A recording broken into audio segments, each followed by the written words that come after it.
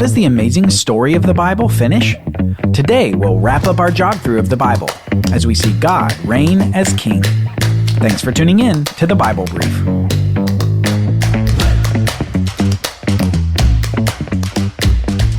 Outside of death and resurrection, a key theme that pops out of Bible prophecy is the faithfulness of God to His promises. The fact that God is always good on His promises and will not leave one of them unfulfilled. And this is an important theme, especially as we consider the necessity of faith itself throughout the Bible. Faith is always forward-looking, and it's forward-looking because it's looking toward the fulfillment of promises. Faith looks forward to fulfillment. Think about Abraham's faith that we've spoken about so much on this jog through. That moment of faith where Abraham's faith was counted to him as righteousness. That faith was an expression of trust in God's fulfillment of His promises to Abraham. And in the context, it was specifically God's promise to Abraham that he would be the father of many, many seed. Abraham believed God was good for His promises, and his faith was counted to him as righteousness. Well, God made other promises that we've talked about in this show, specifically promises to David in what is called the Davidic covenant. That covenant with David, where God promised David a throne in Jerusalem, a dynasty of seed that would rule from that throne, and an everlasting kingdom that would be ruled by a particular righteous seed forever. So far in the story of the Bible, we haven't actually seen the fulfillment of this promise. There has not yet been an offspring of David that has ruled forever on David's throne in Jerusalem. And yet, we have been introduced to the King who will reign, the Messiah, the King, Jesus. The God-man who came first and made an atonement covering for sin, and who is coming again to be King in Jerusalem. As believers have faith in Jesus, they're not only looking backward at the sacrifice of Jesus on the cross, but they are also looking forward to that time when Jesus comes to fulfill the promises to David. That time when the King of the universe reigns specifically on David's throne in Jerusalem. God is good for His promises, and we're awaiting this one to be fulfilled. Now, we left off our discussion of the future in the last episode having experienced a few events. First, we saw the rapture of the church, the snatching away of living and dead believers to meet Jesus in the clouds and to go into heaven with Him. Next, we saw the tribulation, that 7-year period where the earth experiences calamity and plagues never before experienced by the planet. During this time, we see many more people, especially Jews and Israelites, coming to faith in Jesus. And we also see intense persecution of these believers by the powerful forces of Satan working in the world at that time. Yet, at the end of the 7 years, we saw that Jesus comes back to defeat the powers of Satan and to bind him. Now we're going to explore what happens next. Jesus has finally returned to the earth, and with the armies of heaven, He defeats all of Satan's powers. After being patient with His enemies, after giving all opportunity for humans to be saved by faith in Jesus, Jesus finally returns with a vengeance. Satan's armies don't stand a chance. And so Satan is defeated, but not destroyed. In fact, listen to what happens to him. This comes from the book of Revelation, where the writer, John, is witnessing these future events in a vision. Listen to this. Then I saw an angel coming down from heaven, holding in his hand the key to the bottomless pit and a great chain. And he seized the dragon, that ancient serpent, who is the devil and Satan, and bound him for 1,000 years, and threw him into the pit, and shut it and sealed it over him, so that he might not deceive the nations any longer, until the 1,000 years were ended. After that, he must be released for a little while. Satan is confined to prison by an angel for 1,000 years, during which the earth experiences an age that is unprecedented in blessing, prosperity, and peace. And during this time period, we see not only the Davidic covenant fulfilled, but also the Abrahamic covenant and the New Covenant. The culmination of God's promises begins here in what is called the 1,000-year Millennium, or the Messianic kingdom. Let's just briefly explore the fulfillment of each of these covenants. First, the Abrahamic covenant. Do you remember the three main promises in the Abrahamic covenant? The land, the seed, and the blessing to the world. Well, prior to the Messianic kingdom, we see the seed and blessing components fulfilled. Abraham was the father of nations and had many offspring. And one of those offspring indeed blessed all the nations of the world with the gospel. But never yet have we seen in the Bible the Israelite nation actually come to possess all of the land promised to Abraham. Here, in the Messianic kingdom, we see that finally happen, as Jesus the King reigns over all the territory of Israel. The land, the seed, and the blessing have all come to pass. Next, the New Covenant. Jesus inaugurated and initiated this at the last Passover supper with his disciples. The New Covenant had begun, but it had not yet reached its full fruition. Remember, this covenant included the language in the Old Testament book of the prophet Jeremiah.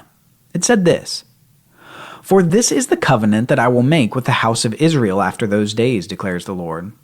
I will put my law within them, and I will write it on their hearts. And I will be their God, and they shall be my people. And no longer shall each one teach his neighbor and each his brother, saying, 'Know the Lord,' for they shall all know me, from the least of them to the greatest, declares the Lord. For I will forgive their iniquity, and I will remember their sin no more." This covenant required not only God's law to be written on the hearts of Israel, but also that all Israel would know the Lord. They wouldn't even have to teach each other about God because all of them would know God. Well, in this Messianic kingdom, we finally see this come to pass, as all the house of Israel sees and knows Jesus, their King. Finally, the Davidic covenant, the throne, the dynasty, and the everlasting kingdom. As you know from this jog-through, the kingdom of Israel had a very rocky period after David. Eventually the kingdom split, and they went into exile. And never until very recently in history have we seen ethnic Israel exercise any sovereignty over any area of the land of Canaan. Well, in the Messianic kingdom, we'll finally see the kingdom of Israel ruled by its rightful conquering king. King Jesus, from the lineage of David, finally sits in Jerusalem, on David's throne, to rule over an everlasting kingdom, both for this 1,000 years and forevermore.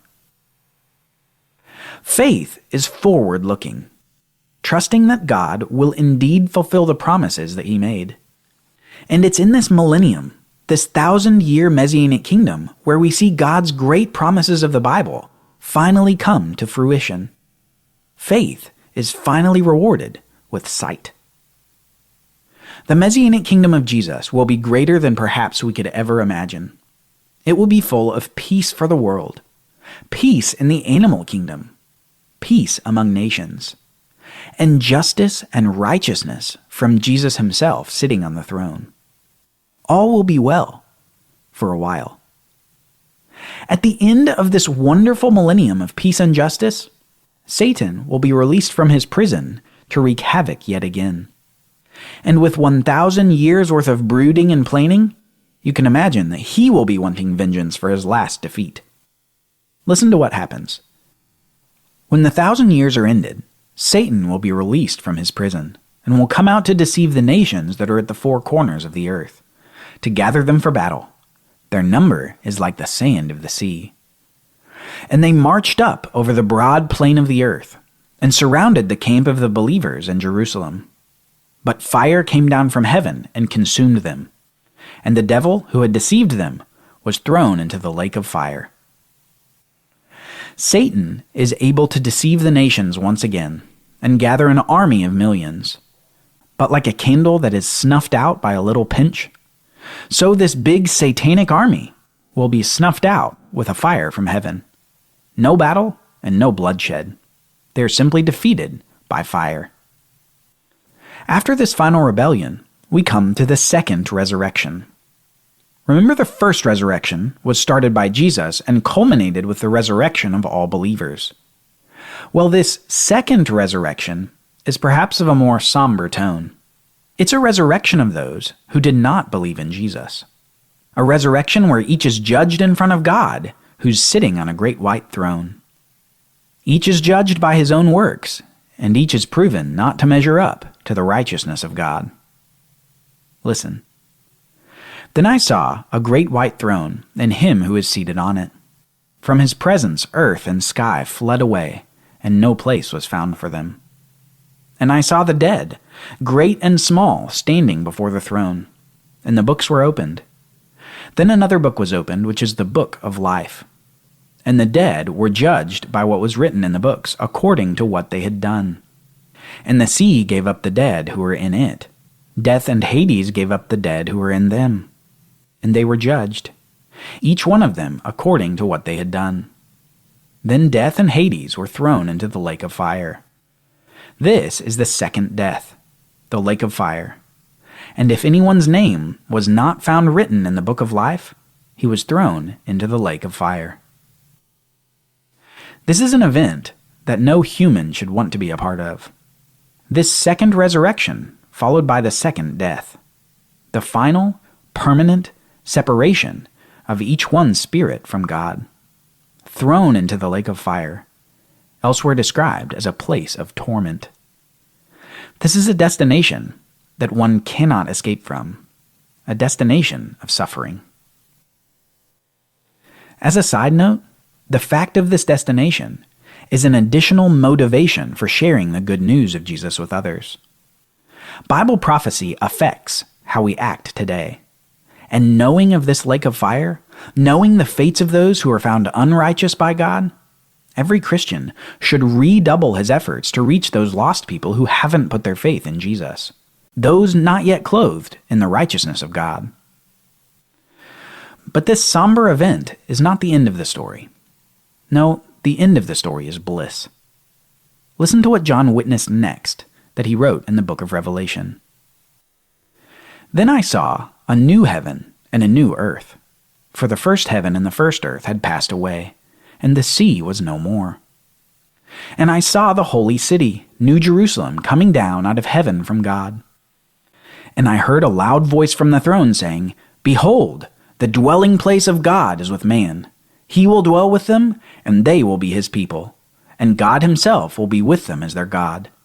He will wipe away every tear from their eyes, and death shall be no more.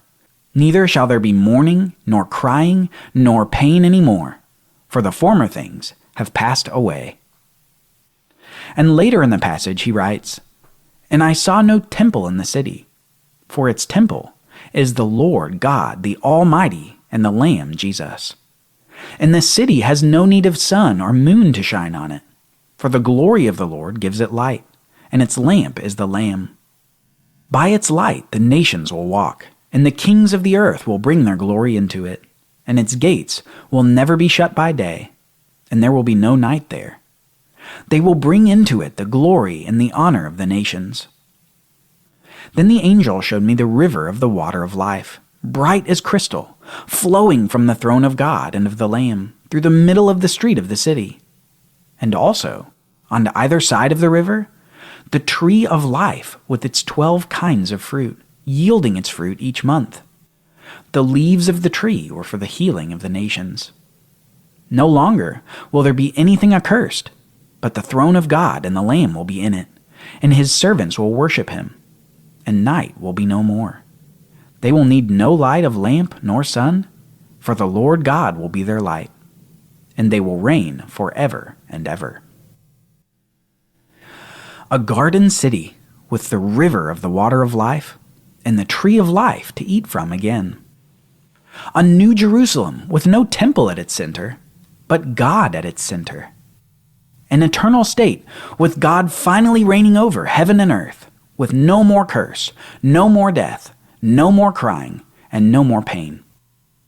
The old earth and heaven has passed away, and the newness has come. For every believer from every generation.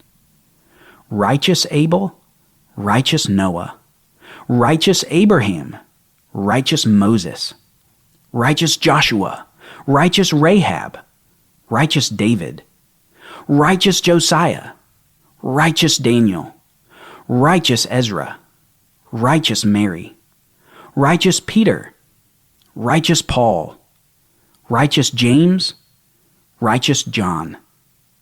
And if you believe in Jesus, righteous you. Made righteous by the one and only Savior King, King Jesus. Join us next time for a special episode as we prepare for a walkthrough of the Bible. Thanks for listening to the Bible Brief. Have you donated to the Bible Literacy Foundation? We'd love for you to partner with us so that we can expand our reach and grow. Your support means more people will have access to the life-changing story and message of the Bible. The easy way to donate is to click the link in the show notes to this episode. Alternatively, you can go to our website, BibleLiteracyFoundation.com, and click Donate. Thank you for making this show possible. Copyright Bible Literacy Foundation 2022.